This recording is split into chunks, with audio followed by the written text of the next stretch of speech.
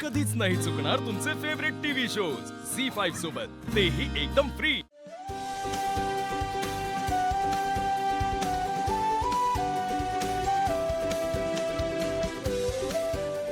भाऊ, घरची सून पुन्हा घरात आली। पूर्वीला ती नुसती सून नाहीये, ती या घराची मुलगी आहे। भाऊ, ते म्हणतात ते खरं आहे। या सगळ्या जोड्या आहेत ना, त्या तिथे ते वर बनतात। खरं आहे।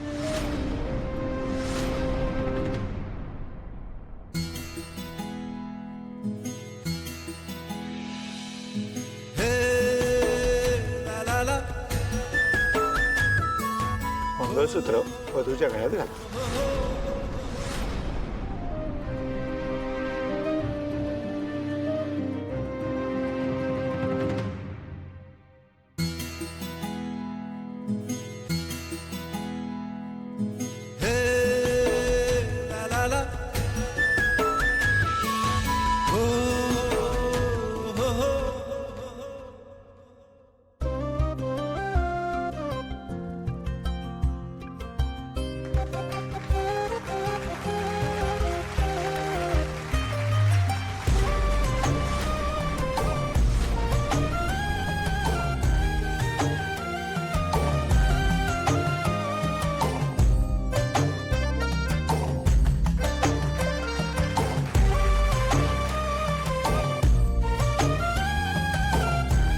आता खऱ्या अर्थाने विवाह संपन्न झालेला आहे, तर मोठ्या मंडळींचे आशीर्वाद घ्या।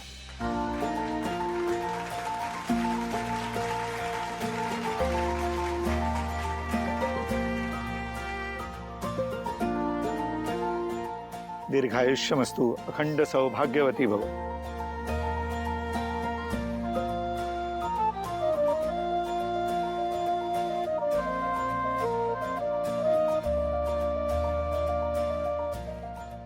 नमस्कार करतो। यशस्वी व्हा, असंच आनंदात राहा बरं का।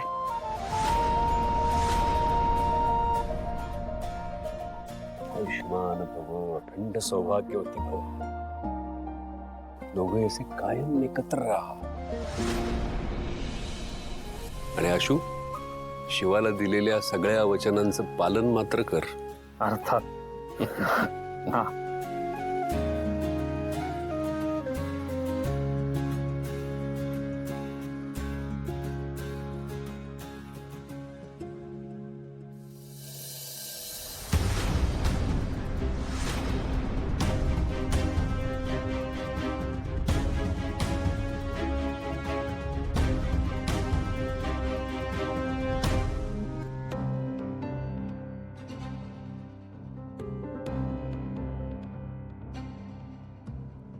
आई, मला माहिती आहे, लहानपणापासून तू माझ्यासाठी जे काही केलंस ते माझ्या आनंदासाठी केलंस।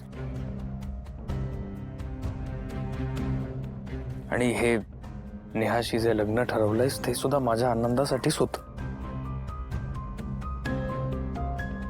अनफॉर्च्युनेटली माझं नेहाशी लग्न नाही झालं, ह्याचा तुला राग आला असेल, वाईटही वाटलं असेल।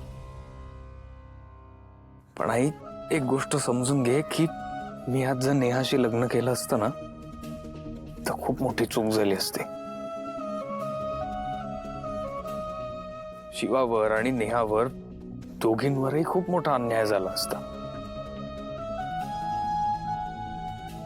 अगं, शिवा माझ्या आयुष्यात अचानक आली, मैत्रीण म्हणून आली।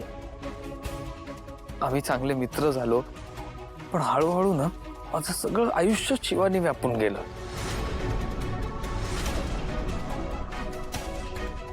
आणि माझं तिच्यावर खरं प्रेम आहे ह्याची मला जाणीव तेव्हाच झाली जेव्हा ती माझ्यापासून लांब गेली। हो आई, माझं खरंच शिवावर खूप प्रेम आहे।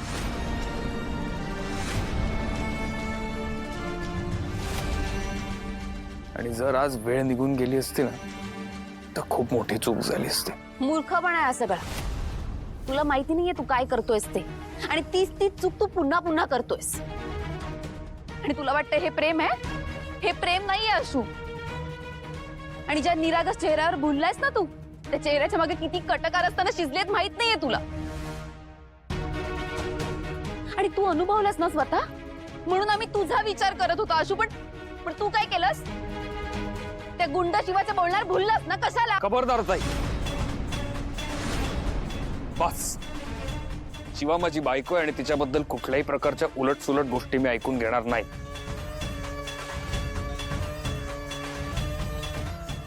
आशू, हे सगळं ना तुझ्यामुळे झालंय. तू एका बहिणीला तिच्या भावापासून, एका आईला तिच्या मुलापासून लांब केलंयस. सांग ना, काय सांगितलंस त्याला? काय भरवलंस त्याच्या डोक्यात? आणि आता काय असं नवीन नाटक सुरू केलंय तो आशू भुललाय तुझ्यावर? कीर्ती, खबरदार.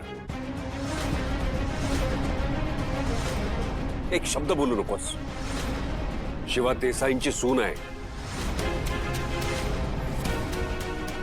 तिच्याशी नीट वागायचं.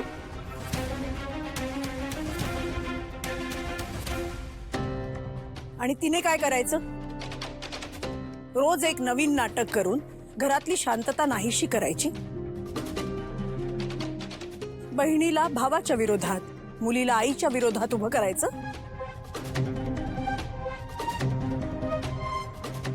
सीता, अगं आशुनी सुद्धा आता हे लग्न आणि हे नातं मान्य केलंय.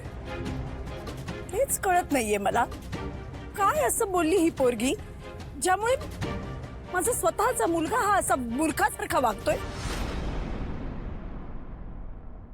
आशू, सांग, काय सांगितलंय तिने तुला? असं काय सांगून भडकवलंय ज्याने तुझं मत असं अचानक बदललं? नेहाबद्दल काही सांगितलंय का? आई, शिवानी मला कोणाबद्दलही काहीही सांगितलं नाहीये. जे काही झालं ते आमच्यात झालं आणि आमच्यात जो गैरसमज होता तो दूर झाला. That's it. गैरसमज? अरे हीच ती मुलगी आहे जिने गुंड पाठवून तुझा जीव घेण्याचा प्रयत्न केला आणि तू गैरसमज म्हणतोयस या सगळ्याला? आई, अगं तसं काही झालं नाहीये. छान. म्हणजे पुन्हा एकदा हिने स्वतःच्या चुकांवर पडदा घातला. बघतेस ना कीर्ती, आता परत सगळ्यांसाठी ही योग्य आणि आपण चुकीचे. आई, मी असं म्हणतोय का? असं कोणीच म्हटलं नाहीये. म्हणजे केलंस ना त्याचा अर्थ तोच होतो. आशू, तू जे केलंस ना ते अमान्य आहे मला. या घडीला मला हिच्यापेक्षा तुझा जास्त राग येतोय. अरे तू स्वतःचं नुकसान करून घेतोयस. झी5 ॲप डाउनलोड करा आणि पहा सर्व एपिसोड्स एकदम फ्री.